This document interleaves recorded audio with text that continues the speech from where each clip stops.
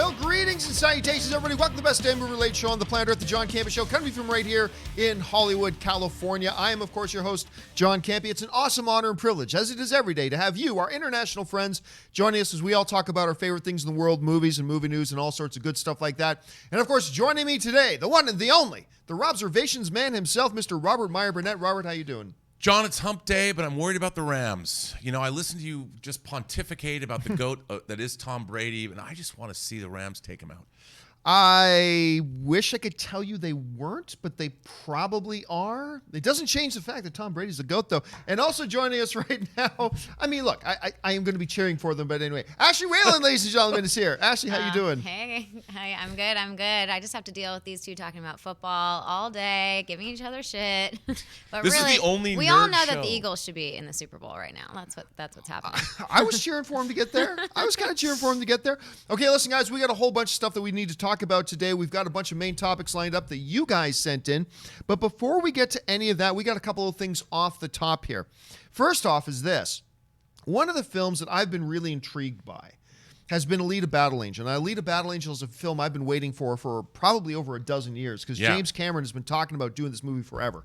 I was very disappointed to find out that it was moving forward and James Cameron wasn't directing it. Instead, it was being directed by Robert Rodriguez, who, while he has done some excellent films in the past, he also hasn't done anything really worthwhile, in my opinion, in a while. Saw the first trailer, didn't like it, but the subsequent trailers have got me on board, and I'm now actually excited about the film. Anyway, the film doesn't come out for another couple of weeks, but it's interesting to note that Variety is reporting that Alita Battle Angel has spent more money on its marketing, almost twice as much as any other film this week. They're saying right now for television that Alita Battle Angels has spent $5.6 million on television ads this week alone. To put that into perspective, at $5.6 million, what's it called? Miss Bala was second place at just $3.4 million, and then What Women Want has come in at $3.3 million. Alita Battle Angel far outpacing any of those. So, I mean, look, Robert, you hear a number like this. Does this tell you either A, Fox has a lot of belief in this film, or does it tell you B, man, this movie's not any good and we need to get as many people out opening weekend as possible? Which way do you think this kind of information leans? You know, I think this movie could be a gem. I really think that we are in for something special. Now, you know, Hector Navarro, one of my mortal enemies, he is somebody I respect his opinion. He was in New Zealand and saw apparently an early screening and said it blew his mind, which I thought was surprising to hear someone go that far. It's one thing to say something's good, but to say it was mind-blowing is kind of that's an approval to me. I mean, he's a big nerd. He's on other YouTube channels speaking about nerdy stuff, and I've heard other people say that it was great, and I think we might be getting something really special. And now we have Fox here, who's kind of backing up by putting more and more money, like massively outpacing any of these other films coming out. Yeah. Actually, I'm just curious, like for you, like you've seen the trailers for Leah. Is this movie catching your attention at all, honestly? A little bit. I'm intrigued, but I don't know necessarily yet if I will go see it in the theater. So I'm going to go see What Women Want, not to put a plug in, because my friend Chris Witaski is in that, and I live with his sister, and he's a great actor. He was in the show Love. So if I had to choose between those two, I'd see that. But yeah, I will. I'll check it out. I mean, we'll see. Now, they often say you never get a second chance to make a first impression. Right. And unfortunately, Alita Battle Angel put out a subpar first trailer. And it's one of those things where I think they lost a lot of people right away. Of course, remember, Alita Battle Angel was supposed to open in that Killer's Row, that December 21st window. They were the smart guys in the room, moved off that date, and I think they're going to benefit incredibly. Plus, it gave them a couple more months to distance themselves from that first trailer, wash the taste of that first trailer out of people's mouths with all these new great trailers they're doing. We could be in for something pretty good here, so that's something for us to keep our eyes on. The other thing that came in off the top this morning is this. Now, we all know that Warner Brothers and Mattel, which is awful and terrible, because my wife works for Hasbro, so I'm supposed to say that. But anyway, no, Mattel's great. Warner Bros. And Mattel already have a deal in place to make a Barbie movie, so that's coming. Today it got announced that they're doing a second film together, and it's Hot Wheels. they're doing the Hot Wheels movie together. And one of the interesting things in this note was this, that it's going to be live action. So when I first heard that they were going to be doing a Hot Wheels movie, I thought, oh, it's going to be like Cars, right? It's going to be animated, blah, blah. No, it's going to be live action. Whoa. Rob, I'm reading through these articles and some things jumped out at me that I wasn't even aware of. Hot Toys are the #1 selling toy in the world. Hot Wheels. Hot Wheels. I keep saying Hot Toys. Hot Sorry. Toys are my #1 I selling keep toy. saying Hot Toys. Sorry about that. Hot Wheels are the #1 selling toy in the world. They say they sell like, I don't know, like I had some ludicrous, what was it, 500 million? I can remember per year. Right. They sell these things. They are massively popular. Look, I can say, what the hell do you do with a movie about toy cars? But again, we go back to Lego Movie. What the hell do you do in a movie about plastic building blocks? But you heard about this morning. What's your first reaction? Well, unlike, there are two things that I watch on the internet too much of. One is Starship model building videos. The other is people that make really long Hot Wheels tracks and put Ooh, GoPro I've never cameras. seen those. Okay. That actually sounds pretty cool. It's a rabbit hole. It is people who make these long Hot Wheels videos where they're racing on tracks. So I think they should just do that. But if someone's going to make like a Hot Wheels movie, I had Hot Wheels when I was a kid. I made the tracks. I will go. I love Hot Wheels. I've loved them my whole life. I'm in. I'll go. I don't know I'll what a see Hot that. Wheels- Yeah. You're down for that? I mean, I don't Yeah. want it to be like Cars. You said it was going to be live action. Like, Yeah, then they have to have drivers. And Yes, like, I have no I'm idea the what they're driver doing. of all my Hot Wheels cars. Come on, man. But I will watch a Hot Wheels movie. I don't care what it is. All right, guys. Well, let's move on now to our main topics of the day. How do we select our main topics around here? Well, it's really rather simple. You guys select them by emailing us your topics and questions anytime, 24/7, to john@thejohncampeashow.com. That's john@thejohncampeashow.com. Make sure you put the word topic in the subject line. And as always, guys, keep your emails to 90 words or less, and maybe you'll see your email pop up on the John Campea Show. So, with that down, Ashley, what's up first? All right, guys. The first email for the day is from Ron. I am so confused about what Warner Brothers is doing with Jared Leto's Joker character. There is a Birds of Prey movie coming out with the emancipation of Harley Quinn, which should have something to do with Jared Leto's Joker. However, I haven't heard about him being in it, and there is the Joaquin Phoenix Joker film coming out this year. What is going to happen to the Jared Leto's Joker? Do you think he is going to appear in the Birds of Prey movie or scrap him? What do you think, John? Well, I mean, it was only a few months ago.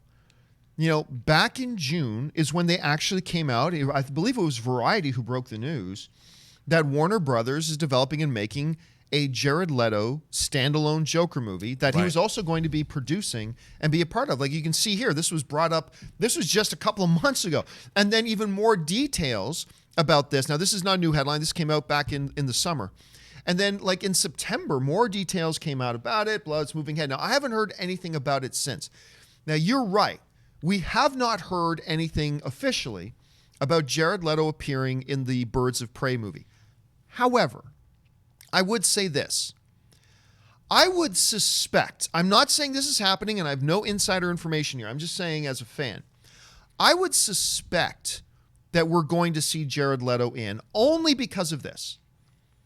The subtitle of this Birds of Prey movie is the emancipation, the fabulous whatever it's called. Blah, blah, blah, blah, blah, Harley Quinn. The fabulous emancipation of one Harley Quinn. Is that what it is? Anyway, because that's it. Well, emancipated from what? I'm assuming from the grip of the Joker. Now, part of me, I don't want to see these two separated. No. I love their toxic, poisonous codependence, unhealthy codependency that we saw in Suicide Squad. But still, because of that title, I suspect we will at least see a shot of him. Now, as far as is this Jared Leto movie still actually happening? I haven't heard otherwise. That's all I can say at this point. It was only a few months ago. We heard Right. everything's moving ahead, and I have heard nothing otherwise at this point.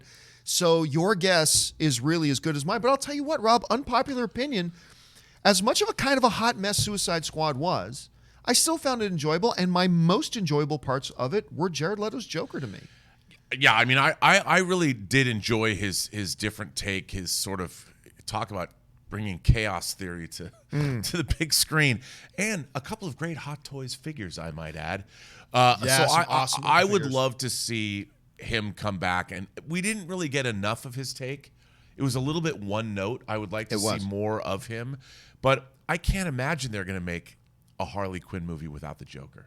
How can they do that? But technically, it's not a Harley Quinn movie. Technically, it's Birds of Prey. It's true. So there's a yeah. lot of flex there. But look, let me ask you this though: you're a Warner Brothers executive right now, and you know we got Joaquin Phoenix's Joker movie coming. Do you? Let's say you were just brought in today, so none of the baggage is on you. Do you today hit the button and say yes, proceed with the Jared Leto Joker, or no, let's move in a different direction? What do you do today? I say no because you're making a movie with an Oscar caliber actor. The movie's getting made by top quality talent. You don't want to dilute the perception of that film at all. I mean, I let that movie come out and see what happens. Let me propose this: could the fact that we have Jared Leto's Joker, Joaquin Phoenix's Joker movie coming out in October, could that be the reason that Warner Brothers is saying, shh, let's stay quiet on the Jared Leto one. We'll talk about that one later. Right. Is that maybe everything is moving ahead according to plan and they're just saying, for now, shh. I think that's a good point. Mm-hmm. I mean, I think you have a very good point there. I mean, if they're gonna, because Jared Leto is an Academy Award winning actor. He's fab. He's a great actor. I love him. You want to keep him happy. I mean, he's top lining Morbius. It's not like he isn't a box office draw. Yeah, I think you might be right. I mean, if he's in the movie, they will keep it quiet. So I've asked you, would you greenlight or not? Do you think it's still going to come? This Jared Leto Joker movie? I think it depends on how the Joaquin Phoenix Joker movie does. See, and I disagree. I think they will already 100% be locked in whatever they're doing before the Joaquin Phoenix Joker ever comes out. And I'm going to guess, yes, it's going to happen, but it's purely a guess. I wouldn't even put $1 on it. I wouldn't even put $1 on it, but I'll slightly lean towards the yes, it's going to happen. You might be right, though. That's it. What an interesting conundrum. It is. It's an interesting conundrum. All right. Let's move on to the next topic. What's next? All right, next email is from Jean Nagui, or Jean Nugget. I was wondering if you had a chance to see the new Russian trailer for Captain Marvel. I know what it is specifically, but it just feels like it has more oomph to it than the English trailer did. Just felt more exciting to me. Also, the big thing is that they show the pager. So what do you think of the trailer, and why does this one feel better than the others? Thanks. You know what's funny? I believe it's Jean. But then again, Jean I'm Canadian, so I'm Nagui. thinking Jean. Right. I think it's And you know what's funny? I just realized. I know the last name's pronounced Neguit because in my school, I had people in my school with the last name Neguit.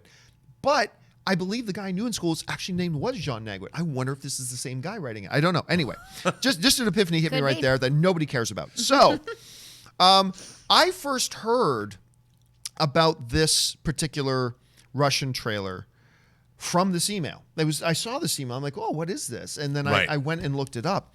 And first of all, it should be said we have had a glimpse of the trailer before.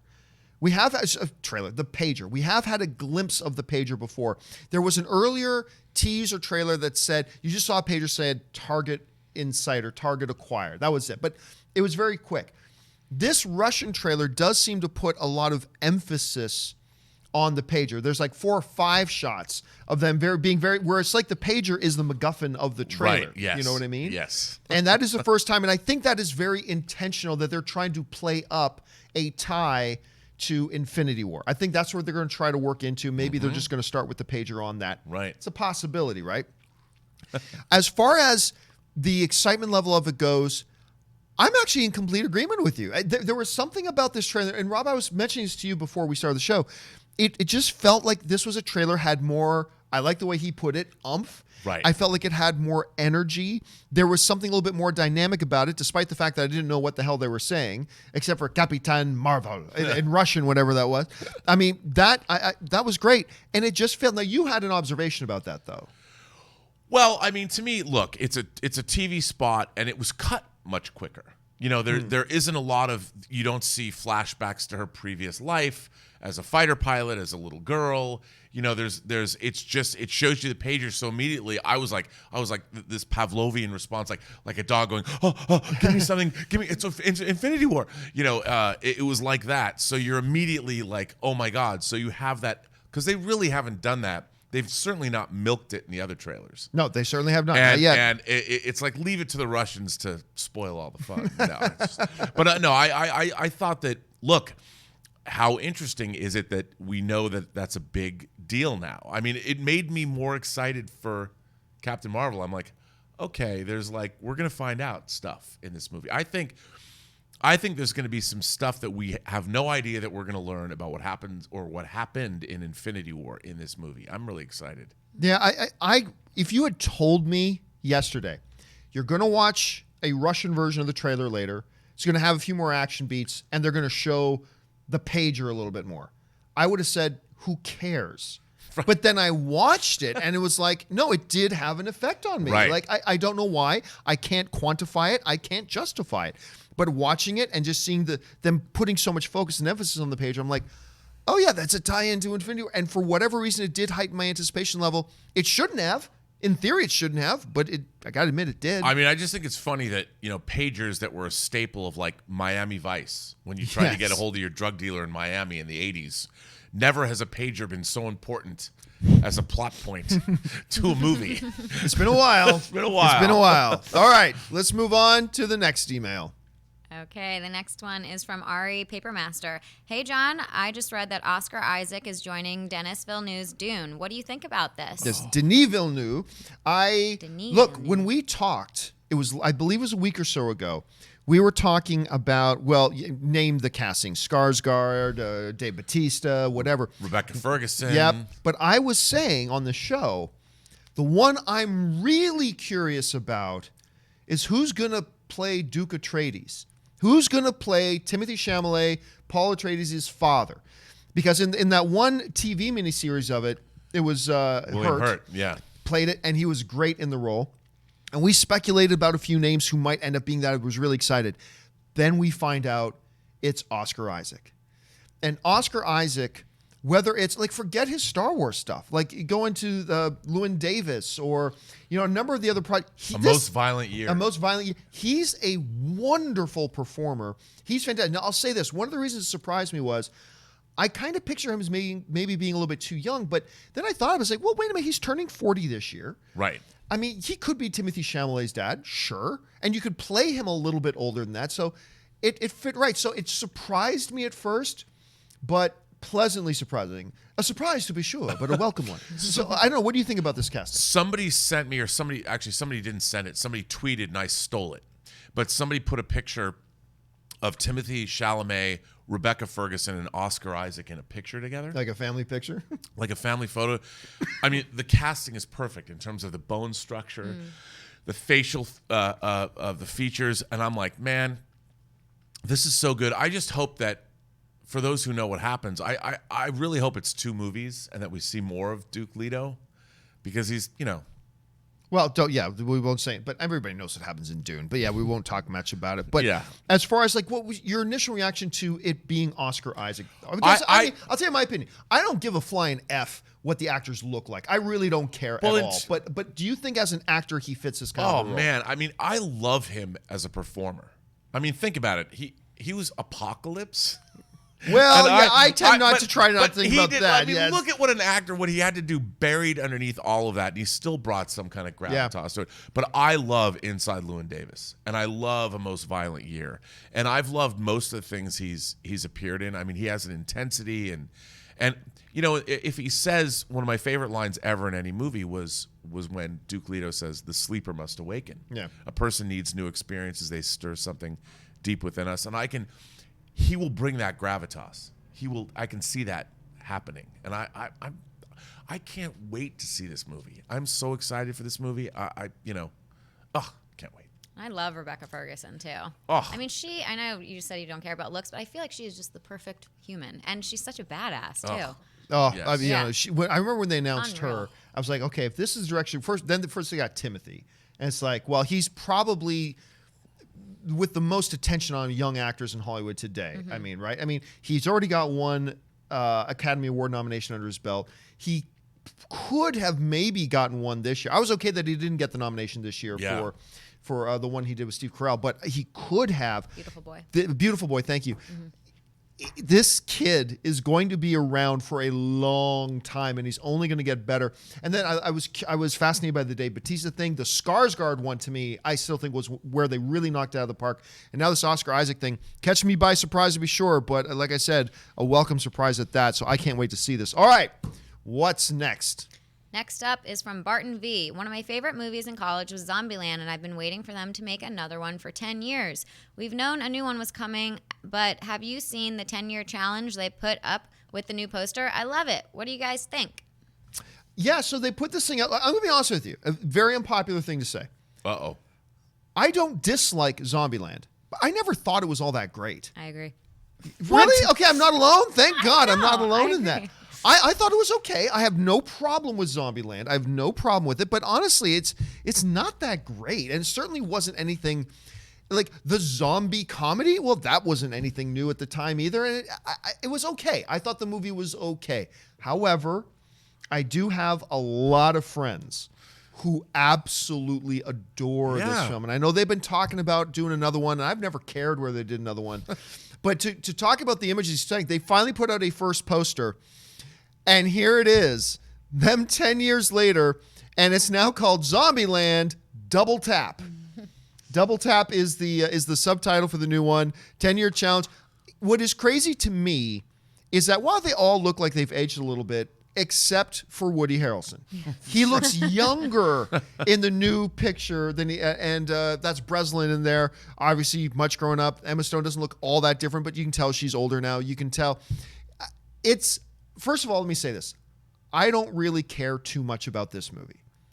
But I'll say, this is a brilliant piece of marketing. This is a brilliant piece of marketing. I love it. And I don't even care about this movie. And I think this is fantastic. What do you think? It's so topical. I mean, they're playing off a meme that's what, a week or two old? You know, I mean, this is some real great studio marketing. And I read, didn't I read yesterday that Rosario Dawson? Yeah, Rosario Dawson. Oh, I mean, who I love. You know, she's ultimate nerd crush girl is Rosario Dawson, and she's a huge nerd in real life. She is. too. Yes, she is. And so, I mean, how you two are both destroyers of joy. How can you not love Zombieland? It just is nothing to. I liked it. I just I wasn't like super fan like some people. All are right. out there. Yeah, and I thought it was fine. I have one of the no great problem Bill with it. Murray appearances of all time. It was clever for the shtick of it, but I don't know. Like I said, a lot of people completely love it, and I completely respect that. It's just not really the big thing for me.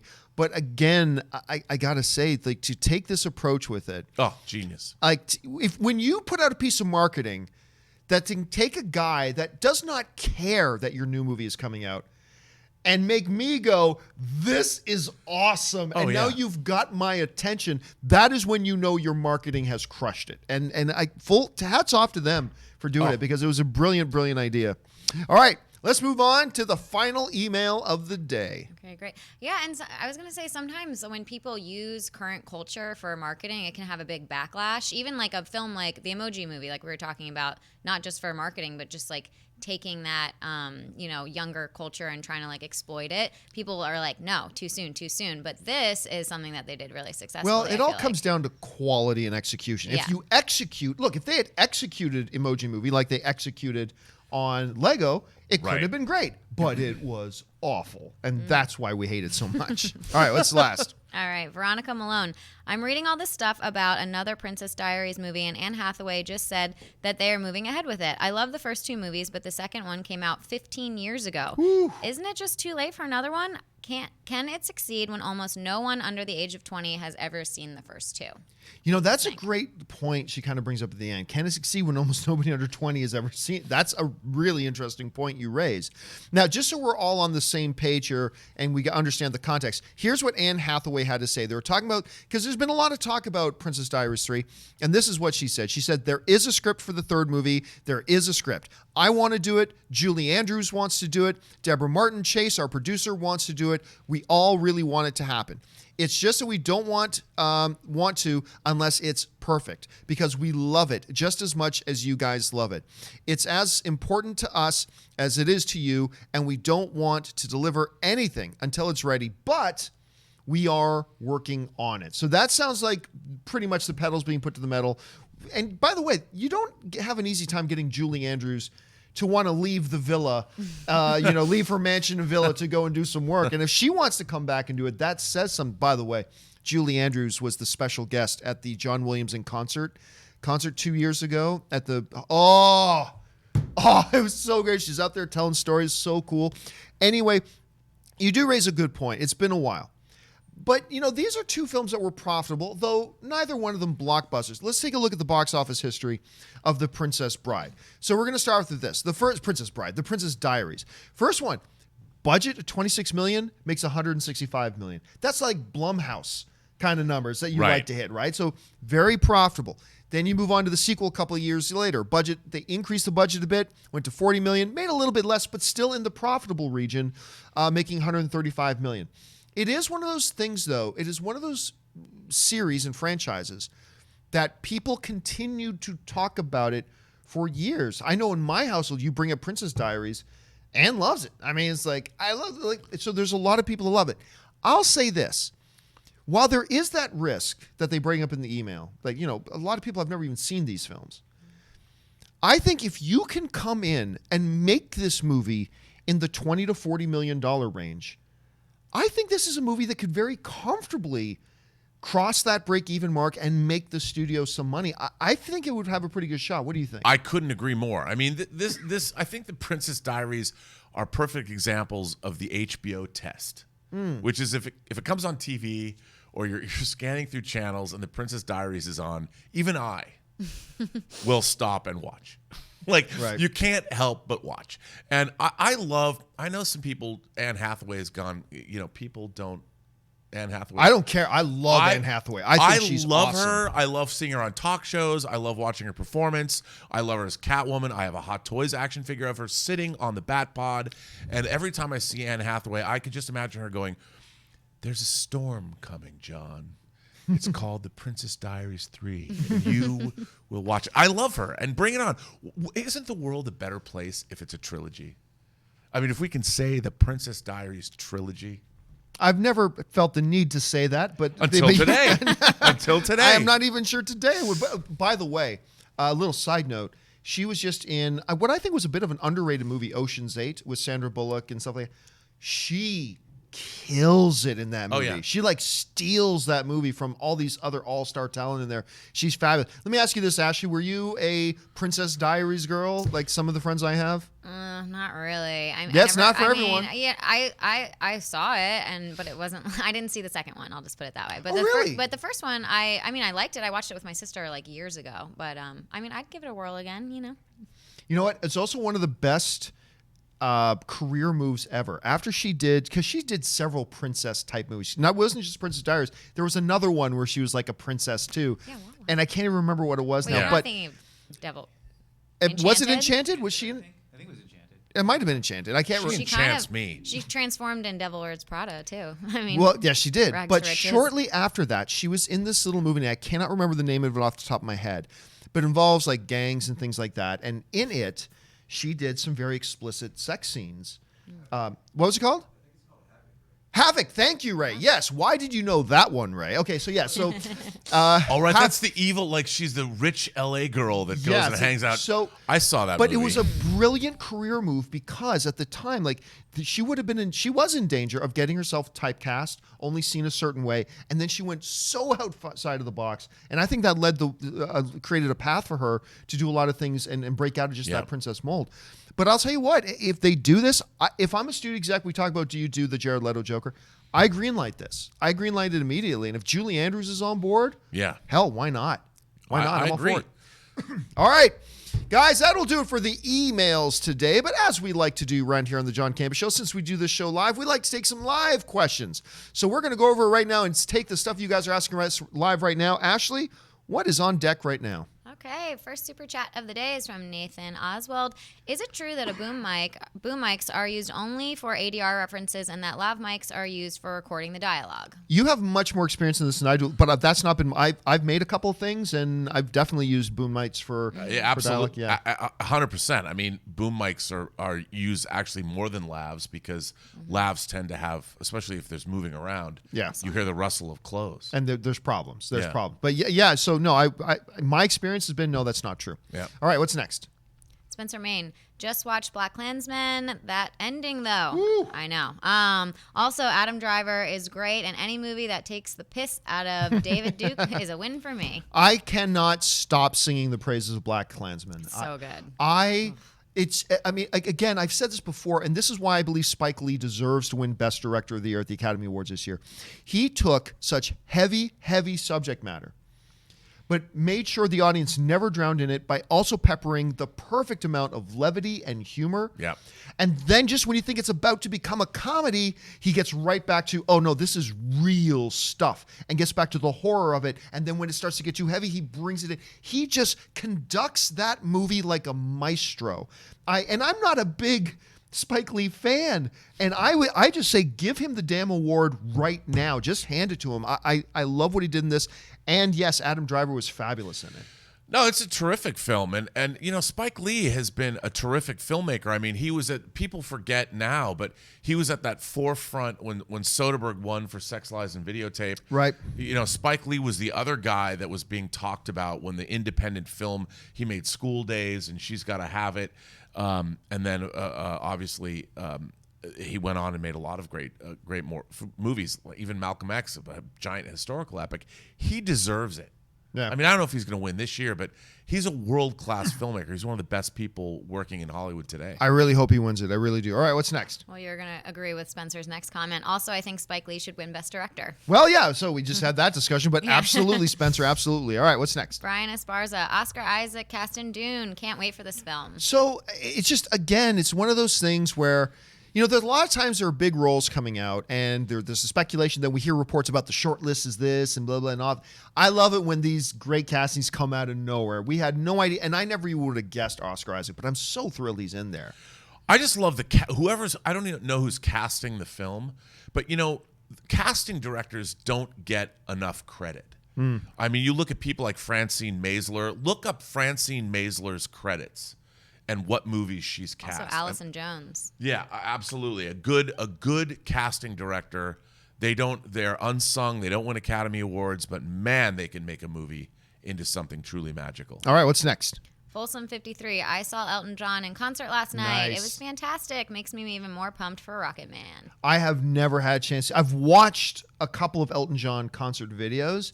The dude brings an energy and a charisma like very few ever have in this business.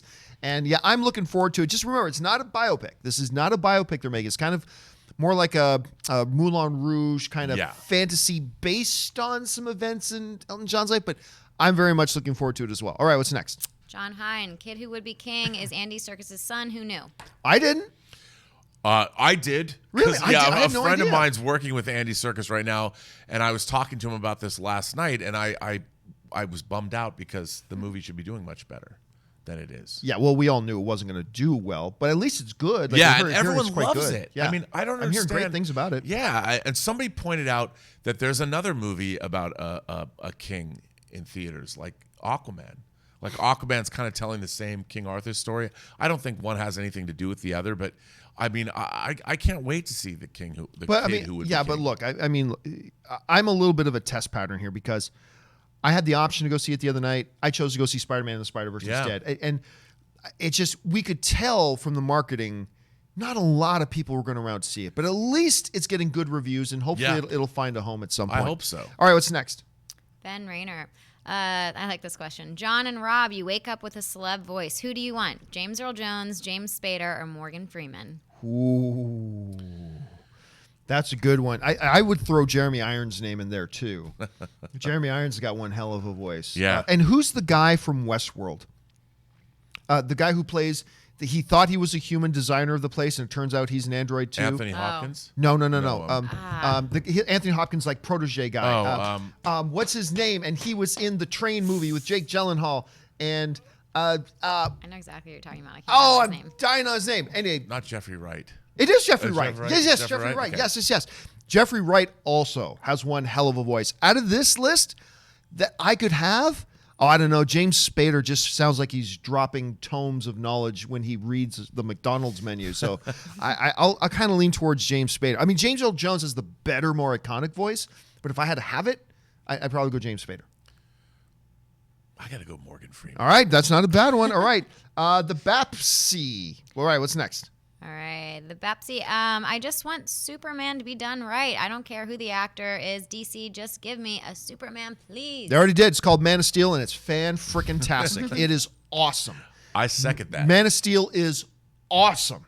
And I don't think we're going to get another Superman for a while, unfortunately. All right, what's next? Zach Bartrand. Chances Guillermo del Toro's adaptation of H.P. Lovecraft's At the Mountain of Madness actually happens? Rob, they've been talking about this for a long And time. again, Netflix? Somebody make this. I mean, it's one of the great classic pieces of horror literature. I want to see it. Give it to me now. All right, what's next?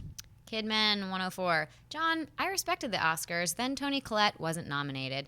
And so now they're on the same level as the MTV Awards. Just kidding. Love the show, John. I mean, look, every once in a while, we have, 27 categories or something like that, and like 5 nominees in every single one. So you got over 100 nominations. But every once in a while, there are going to be some that don't get it right. For me, Toni Collette not getting a nomination is absolutely one of them. Obviously, Won't You Be My Neighbor to me is the big snub of the year. But I mean, yeah, and again, you got to take it up with the actors, because it's the actors branch of the Academy that put up the nominations for the acting awards. So I would love to hear somebody from that branch sit down and explain to me how Toni Collette did not get a nomination for that this year. I don't think she wasn't a people saw foregone it. winner. She was, but we've seen tons of Oscar movies that nobody sees. I mean, hell, The Artist won Best Picture. Ain't nobody true. saw that film, right? Moonlight. Nobody saw Moonlight. Other than maybe the people at this table, nobody saw Moonlight and then won Best Picture. Yeah. Somebody has got to explain to me how Toni Collette didn't get a nomination. I just think people, again, I think it's the prejudice against the genre.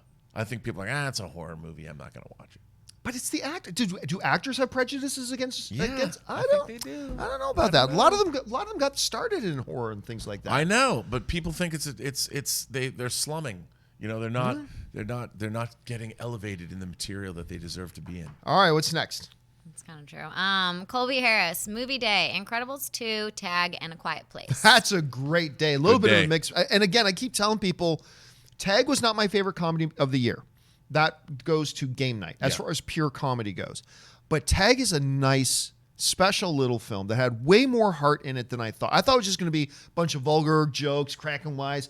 It's actually got heart to it, and I appreciated it a great deal. But that's a good day of movie watching, my friend. All right, what's next?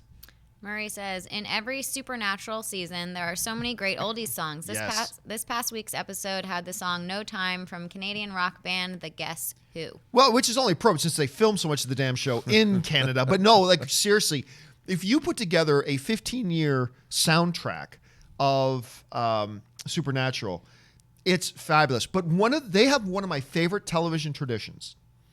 One of my favorite television traditions of all time comes from Supernatural, and that is this. You know how every show now, I can't remember which show started this pattern, but now every show does. At the beginning of a new episode, they go, previously on so-and-so. Right. And they just give you a 30-second catch-up so you're up to date, right? Well, Supernatural kind of does that a little bit too. But on their season finale, every year in their season finale, it starts with the road up until now. Like they start with that, which they don't have during, and they always play Carry On My Wayward Son. Right. Only during the season finale, opening up and the road that got us here, and which is one of the greatest songs of all time. And then the song ends, and then they go into the season finale. It was one of the great traditions on television. I just love the fact, like, the apocalypse happens on that show, and then they have another season.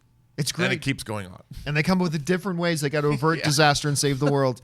All right, what's next? Nathan Oswald, Keep One, Lose One, Cool in the Gang, Earth, Wind, and Fire. All due respect to Earth, Wind, and Fire, I'm keeping Cool in the Gang. Do you remember? I don't know, man. I gotta keep. I mean, Serpentine Fire, man. You gotta keep Earth, Wind, and Fire. I love Earth, Wind, and Fire. Yeah, I just don't know how you get rid of Cool in the Gang. I don't know either. I met Cool in the Gang. Really? I met Earth, them. Wind, and Fire. Really? I was on an airplane, and they just sat all around me. I was like, are you guys in a group? And it was Earth, Wind, and Fire. I met Cool in the Gang when they walked into my hotel in Bulgaria. When I was working on, I have a picture of them. I got to put it on. Now I got to find that picture and put it on Instagram if it's not already there. They just wandered in after a concert. They were staying at my hotel. And I met them at like 3 a.m. All right, what's next? Okay, Static Space Sean. Black Panther is woke, Hereditary ain't. I laughed so hard when Rob said that last week. We should now review movies by asking, but is it woke?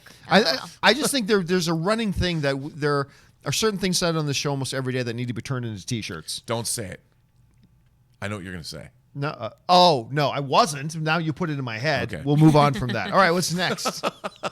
Angry Irish Benjamin. That email about Aquaman making more money than The Dark Knight kind of pissed me off. DC property movies have long existed in the shadow of the MCU, and now that Warner Brothers have finally earned big bucks and half. Well, then I think he's got he goes to part 2 just a couple down. Oh, renewed respect for the brand. Someone's getting pissy that it outgrossed a movie they liked more. I dislike the Guardians of the Galaxy movies, but I'd never hate them for making more than Ant-Man. Look, I understood what Angry Irish is talking about. Is there was an email that came in the other day that's like, "Hey, I like Aquaman and I love the DCU, but there's no way Aquaman should make more money than the Dark Knight movies." Right. And we understood where he's coming from. I don't think there's anything to get upset at that. And we just have put it in perspective for him that, hey, it's a different era. Comic book movies weren't the dominant genre at the time. There's a little bit of inflation to keep in mind. I mean, a lot of different factors, nothing to be worried about. I also, conversely, Angry Irish, wouldn't get upset at somebody else feeling passionate about that.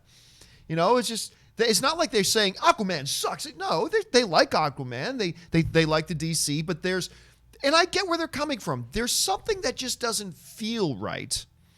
That when you go down the pages of DC movies, from Christopher Reeve's Superman to the Batman movies to the DCU of today, that sitting at the top of its biggest hit isn't The Dark Knight or one of the Dark Knight films. I get that. Something doesn't feel right about that. I get it. There's nothing to be upset about there, I don't think. Like, how would you respond to that? Plus, it was up there for a long time. Many years. It's many years. I mean, it had a decade almost. Maybe not quite a decade, but no, like a decade. It was, so, out with the old, in with the new. That's what I say. It's not like the guy was saying, to hell with Aquaman. Like, he liked Aquaman. There's just, and I get it. You're talking about one of the greatest comic book movies of all time, at least in The Dark Knight, not The Dark Knight Rises, but The Dark Knight, if not a lot of people feel it is the greatest comic book movie of all time. I'm not one of those people, but a lot of people do. And it's not your top earner? Yeah, I get it. It didn't feel right. I understand it, but it didn't feel right to some people. Yeah. I wouldn't worry about it. All right, what's next? Zach Bartrand, The Exorcist 3 is such a great, underrated, and underappreciated psychological thriller film. You agree? I love this movie. The Exorcist 3 has one of the greatest scripts of a horror film ever written. It also has the single greatest jump scare of all time in it.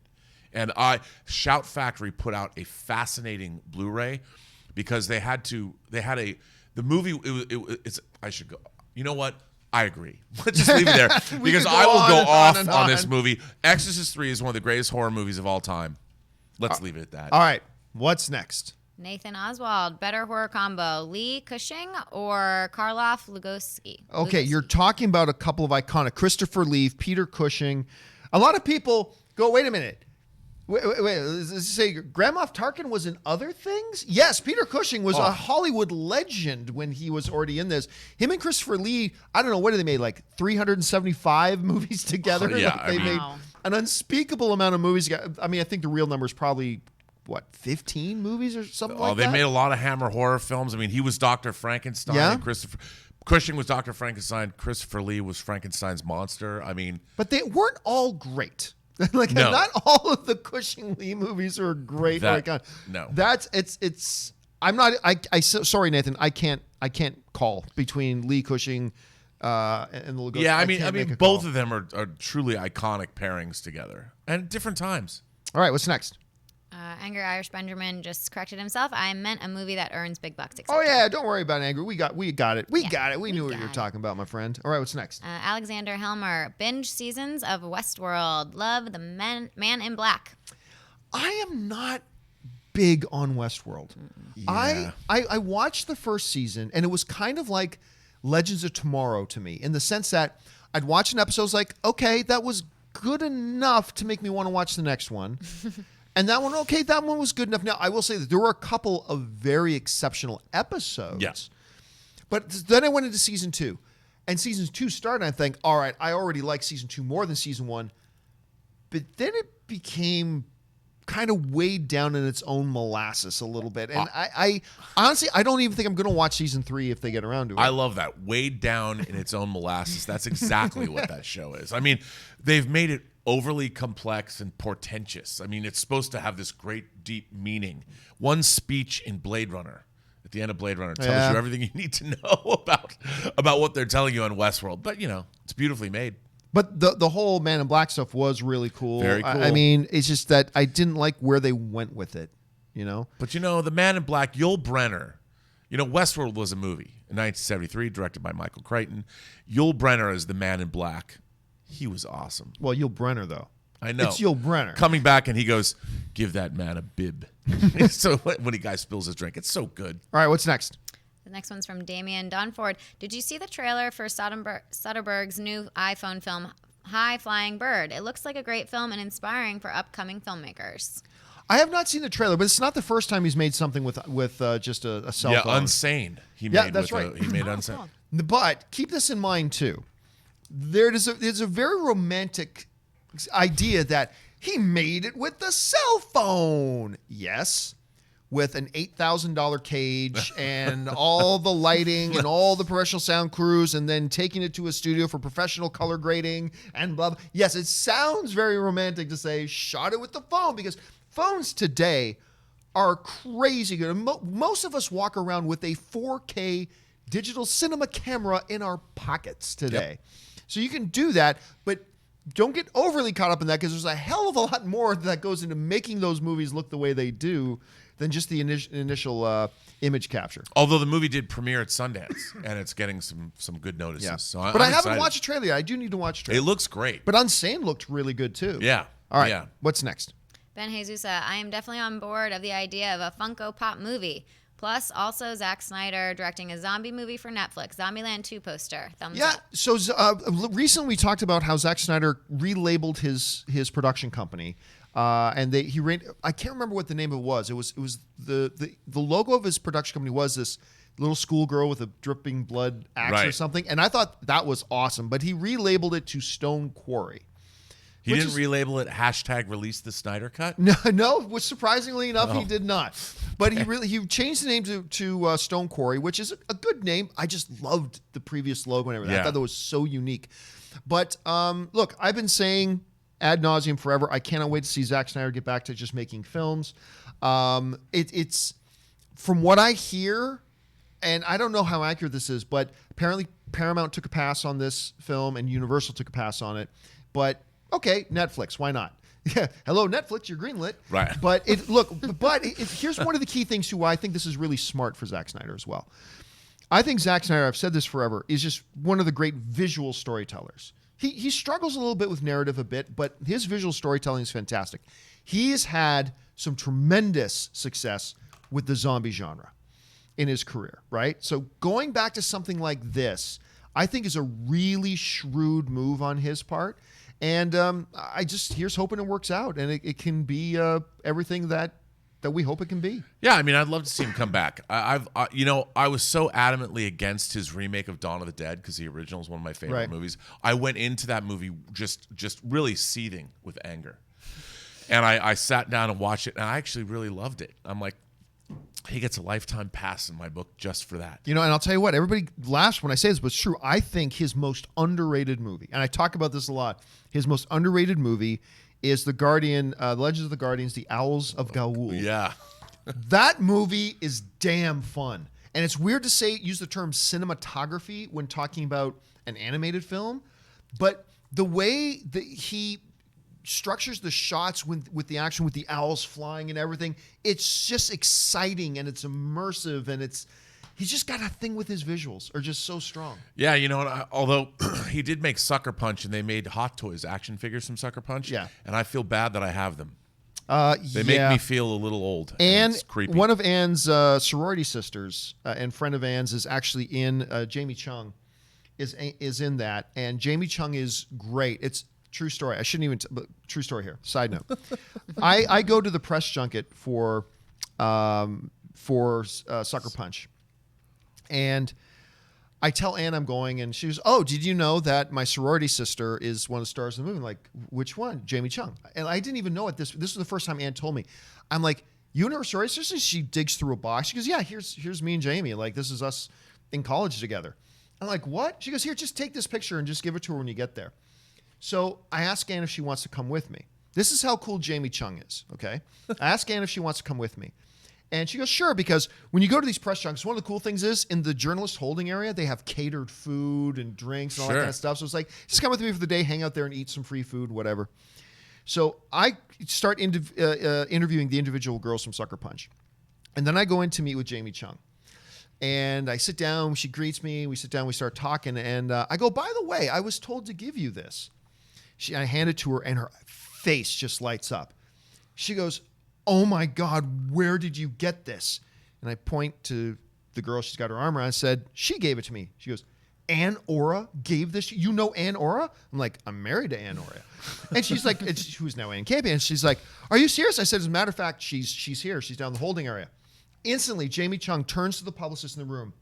I need 10 minutes. And she gets up, leaves the thing, goes down, sees Anne, blah, blah. And then she's invited us to different things in different movies she's been at before. But just tremendously fantastic girl.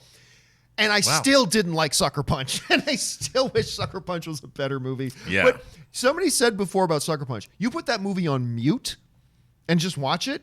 One of the most awesome movies ever. Oh. If you just put it on mute, unfortunately. And it has a great soundtrack. It does have a great soundtrack, which you would miss if you had it on mute. All right, sorry. Sorry went off on that long side trail, guys. What's next? All right, next one. I'm upset. Over under 50% Anthony Davis is a Lakers this season. Ooh. I'm going to take under. Remember, Davis's contract does not expire this year. It expires at the end of next season. That means the Pelicans have a little bit of leeway and some time to find the best deal for them. So I'm going to take under. I mean, it would be great, but I'll take the under 50% on that. All right, what's next?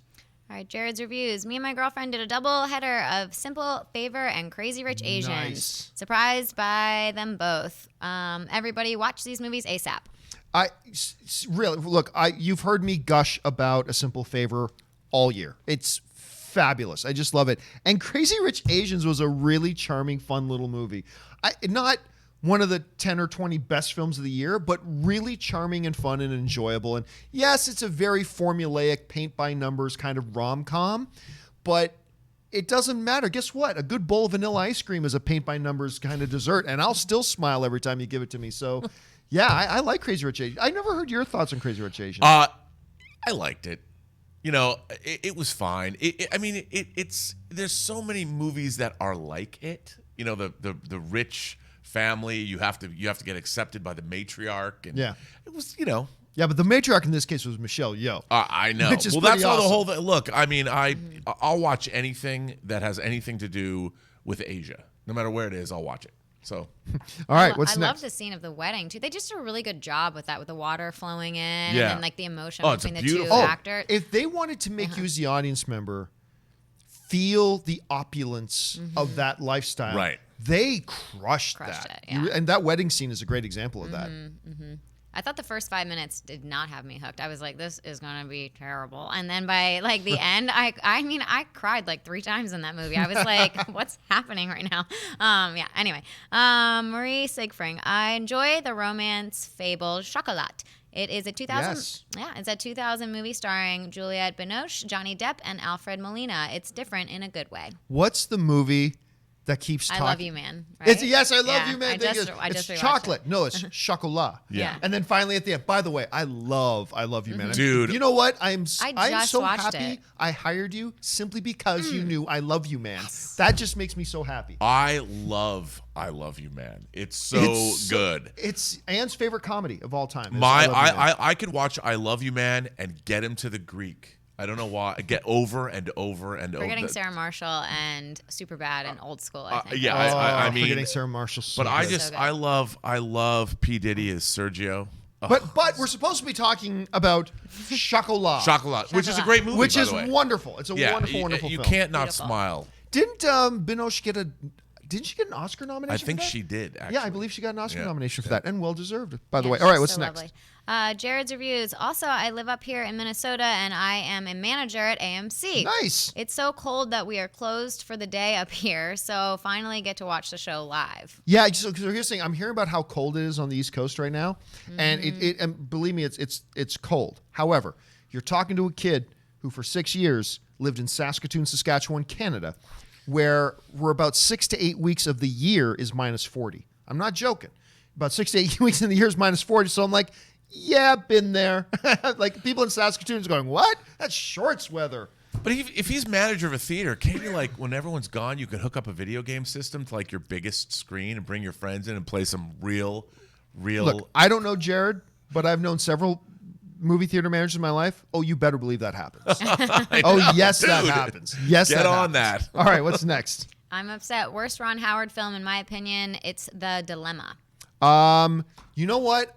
The Dilemma is not good, but it had some redeeming qualities to it. So it's bad, but to me, it's that Moby Dick one he just did. Something of Heart the of the sea. Sea. Heart of the Sea. I thought this is a Best Picture contender. This is going to be awesome. Chris Hemsworth looks amazing in it. Ron Howard's doing it. They moved it from its original release date 6 months to be closer to Oscar season, and it sucks. Like, it's awful. Like, Ron Howard is a Hall of Fame director. He's Hall of Fame, first ballot Hall of Fame, no question. I love Ron Howard, but this movie is abysmal. Yeah, I didn't see it, but I will say this: one of my favorite comedies of all time is Night Shift. Yeah, he directed with Henry Winkler and as Michael Keaton as Bill Blazejowski. And by the way, my all-time favorite Ron Howard film, Backdraft. Will always be Backdraft to me. Not Apollo You 13. go, we go. Oh my God. Rrr. Yeah. What's next? All right, Marie Singfring. Keep one, lose one. Paddington or Toy Story? Okay, Paddington is simply, if they make a third one and it's as good as the other two, it's in the conversation for the greatest trilogy of all time. The first two Paddington movies are ridiculously good, and I think an argument could have been made Paddington 2 could have been nominated for a Best Picture. It is the #1 critically rated film of the year, is Paddington 2, and it's marvelous. However, Toy Story has defined a couple of generations. It's had so much pop cultural penetration, and it's just become embedded in who we are as a people. I love Paddington, but I keep Toy Story. I'm glad you said that. I couldn't agree more. 100%. What about you? Toy Story, probably. Yeah, I mean, it's got to be Toy Story. Yeah, Yeah. it's All right, gotta what's be. next? Murray, thoughts on the trailers to What Men Want and Little? I'm not quite sure I know the one for Little. I don't either. But What Men Want, I'll be honest with you. I love the concept of this movie, and you got Henson in it. I was so excited because, I kind of got a big kick out of the Mel Gibson, Right. What Women Want, and I thought it was a great idea to do the gender reverse on that. I thought it was great. Trailers have bored me to tears. Really? The trailers, I have not grinned once watching the trailers, despite how excited I was for the film. And I'm going to go see it. Right. But I'm sorry, I found the trailers quite snooze-inducing. I thought there was some funny stuff in it. Well, here's hoping that, look, I've seen lots of trailers I didn't like to movies Right. that I then love. But with so comedies, if the trailers don't float your boat, it's hard. it's rough. My It's roommate hard. went to the premiere last night and with her brother Chris, and she said it was actually pretty good. So I don't know. We'll see. Fingers crossed. Gotta wait and see. BMC, this zombie heist movie that Zack Snyder is set to direct, sounds right in his wheelhouse. Excited for what he can do with that. You know what? You nailed it, BMC. It is in his wheelhouse. And Yep. I think, now, sometimes you criticize a filmmaker for staying in their wheelhouse. But sometimes when you're coming off of like the last couple of years that Zack Snyder's had, sometimes that is the best thing in the world. That is the smartest move in the world. I think it's incredibly shrewd on his part to do that and do this type of a film right now. I think it's a brilliant choice. I agree. Although I'm a little worried because, it's about these guys that pull a heist during the zombie apocalypse. Where are you going to spend your money? Like, really? That's a good question. Where are you going to actually. spend that money? I hadn't thought of that. Destroyer of Joy. I But thank you for don't want to bringing be a that up. destroyer of joy. Oh, man. All right, what's next? Guitar Dude 513, the cast for that upcoming The Dead Don't Die movie is insane. Might be a zombie genre renaissance. I'm not familiar with it, to be honest with you. I don't know either. Off the top of my head. I don't know. I'll be honest. I'm not big on zombie stuff in general. There's certainly some zombie things that are fantastic. Have you seen Train to Busan? Yes, I have. That was one of those things that's exceptional. But for every one exceptional, there's like 20 that are like, oh God, why did I waste my time watching this? But every once in a while, whether it's a Shaun of the Dead or Train to Busan or a couple of others. Have you seen The Girl with All the Gifts? No, I have not seen that one. Watch that. It's a little different kind of a zombie movie, but it's really good. All right, let's go. What's next? Patrick Conway, best lethal weapon, 1, 2, 3, or 4. For me, it was 2. You know, a lot of people don't like 4, the one with Jet Li. I love 4. It's pretty good. And that fight at the end when it's Riggs and Murtaugh and they're both like, we'd be and Jet Li standing at the opposite end, they're like, we'd be insane to fight this guy. It'd be great. The smart thing is to walk away. And they go, nah, and they turn around and go, I love that. So I will unabashedly say 4 is my favorite. See, I got to go with 1 because as much as I love 2 starts out with the Looney Tunes theme. You know, the Warner Brothers. It's a cartoon. It's a cartoon. I love 1. 1's really good. All right, what's next? Orange Hand, thoughts on Field of Dreams? It's a classic. It's great. If you build it, they will come. It's wonderful. Baseball, Ray. Baseball. I need to rewatch that soon. It's one of my favorites growing up. I mean, it's one of those movies that you see over and over and over, and then I just haven't seen it now for like 10 years. Yeah, it's fabulous. All right, Fantastic. What's next? Patrick Conway, hope Rene Russo back for the Loki series if prequel. I'll tell you what, one of my favorite moments in all of the MCU is when they informed Loki that his mother had been murdered. And all I could think was, you remember what Banner says when Thor shows up in Infinity War? Y'all are screwed now. Yeah, right. I just remember the way Tom Hiddleston played that. And Loki just got told, yo, you murdered his mother. And all I think about now is, you're screwed now. Right. You're screwed. And the way Hiddleston played that is honestly one of my favorite things. And I love the relationship between her and her kids in that. And she's such a great... Talk about Lethal Weapon. Yes. You know, I loved her in the Thomas Crown Affair remake with Pierce Brosnan. I love Rene Russo. And she's in that Velvet Buzzsaw movie coming out now that we were talking about the other day. Yeah. All right, what's next? John DeBenedict. Thanks to you guys. Hunt for Red October references the other day. Felt compelled to watch it again. Love that movie. Still holds up.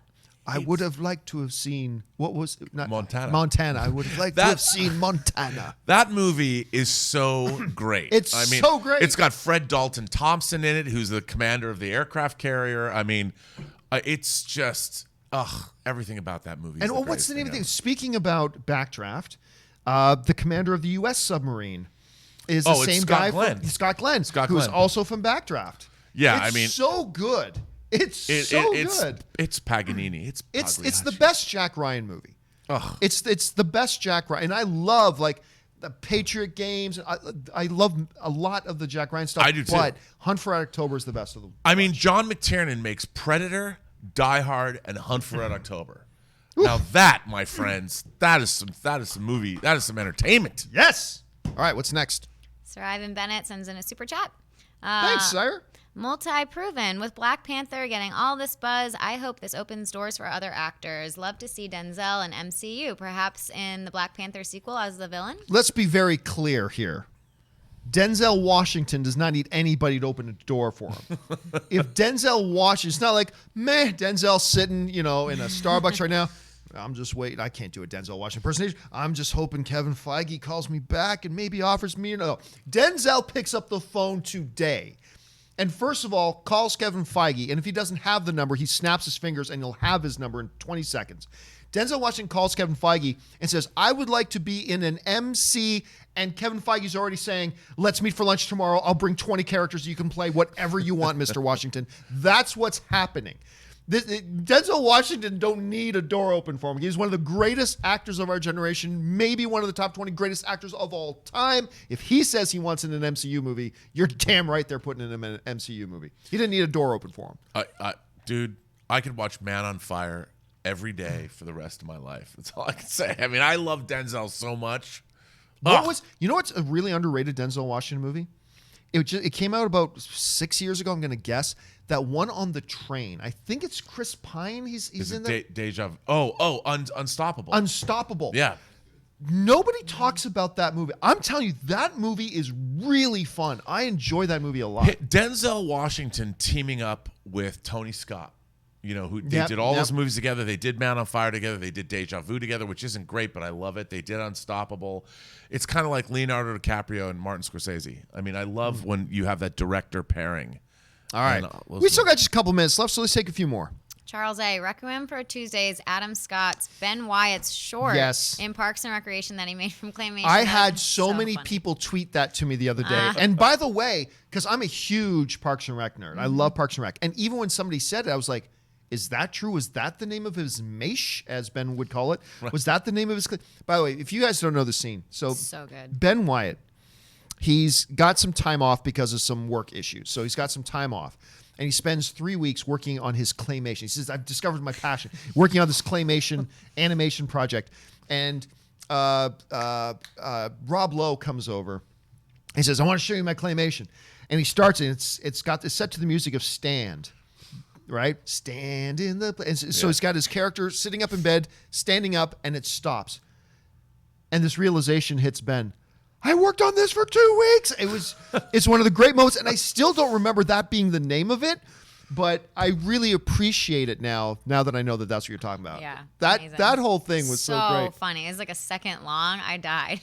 and I think to follow with other great jokes, I've got a great idea for a restaurant. It's with calzones, but with no carbohydrates, and we're going to call it the low zone calzone zone. It's like, what? Anyway, it's crazy. All right, what's next? Sir Ivan Bennett. Also, have any of you seen Widows by Steve McQueen? Great flick. Not a bang, bang, boom action, but an actual movie for adults. LOL.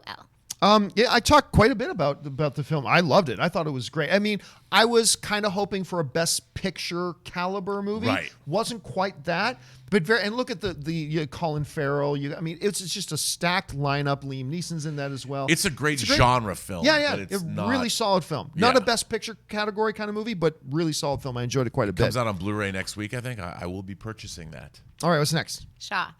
That was the best Korean barbecue I ever had. I can't place it. Oh, did you see who said it? Shaw. It's from Shaw. Did Shaw The person say who that? sent that in, no, so whoever sent that in was named Shaw. Is that a Shaw line from the... No. Oh, He's making... I mean, why do you have to go there, buddy? Why do you have to go there? Because he's the best. Shaw, the best Korean barbecue I ever had. You know what? Oh, is he talking? Oh, now I get it. Now I get it. This has become a candidate for the greatest super chat question of all time in the history. That wasn't a question. That's just a statement. Why you got to go there, buddy? No, now I do to you? Now I understand the statement. That was the best Korean barbecue I ever had. As Han goes up in flames. Well done, sir. Well done. All right, let's just fly through a couple more here and we'll wrap it up. All right, Luke Woodward. What are the Fast and Furious movies in order? I couldn't tell you. Okay. I'll ask this guy here. 1, 2, 3, 4, 5, 6, 7, and 8. Nope. Oh, you want chronological chronologically, order? okay. It's 1, 2, 4, 5, 6, 3. Why? And then 7, 8. I think you're right. Yeah, I know I'm right. Yeah. Yes, I'm right. There you go. That's chronological. Now do the alphabet backwards. All right, what's next? Rodrigo Ortiz, shout out to Jonathan and Ray for all the hard work they do behind the scenes. Also, justice for Han gone way too soon. Thank you, Rodrigo. Mr. Ortiz, I really appreciate that. Thanks for giving a shout out to Jonathan and Ray. That's really cool. All right, what's next? Dan Ketchum, love The Shadow. Time for a remake? The Shadow Wow. knows. Sir Ian McKellen was in that, by the way. I unabashedly loved The Shadow I when did I was too. younger. And I remember too. the CGI of that living knife. Now, at the time, we were all like, how did they do that? Like now, today, it's laughable. But I love that movie. I love The Shadow. I could watch that all day. All right, what's next? Roman Bryant, Shaggy is going to defeat Thanos. I don't understand the reference. Not sure either, unless it's that picture of John Wick dressed as Shaggy. Oh, with the dog beside him? Dog beside him. Yeah, I did see that. That picture, if that's a reference to that, then I get it. That was a funny picture. All right, what's next? Connor B, who's your fave character from The Office? It's got to be Michael. Yeah. And if you want to go beyond Michael, it's hard not to say Dwight. I mean, I love Creed, but he doesn't, whenever he speaks, but he only speaks like once every 2 episodes. That's usually like one line. Oscar was a great character. Right. I mean, I love Meredith was a great character. Jim and Pam. They're all amazing. I'm going to go Jim. I'll probably go Jim besides Michael, but Michael was obviously the lead. Yeah. All right. Last question of the day. The T.T. Gibson, best, worst, weirdest movie ever, Greasy Strangler. Oh, I don't. That's a 2-hour conversation. I mean, I always go back, of course, to Cool as Ice, Vanilla Ice. I mean, that's the one you got to see. If you've How not about the seen Dark Backward?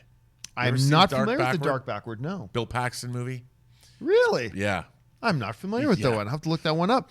All right, guys, that will do it for today's installment of the John Campea Show. Thank you so much for being here and being a part of it with us today. Don't forget, we'll be back again tomorrow for another episode. Make sure you come back and join us. And by the way, for everybody who still had outstanding Super Chat questions from giving Luigi a ring, Mike, Shannon, all the way down, don't you worry, guys. I'm going to take these questions, and your questions will be addressed in another video today called the Companion Video.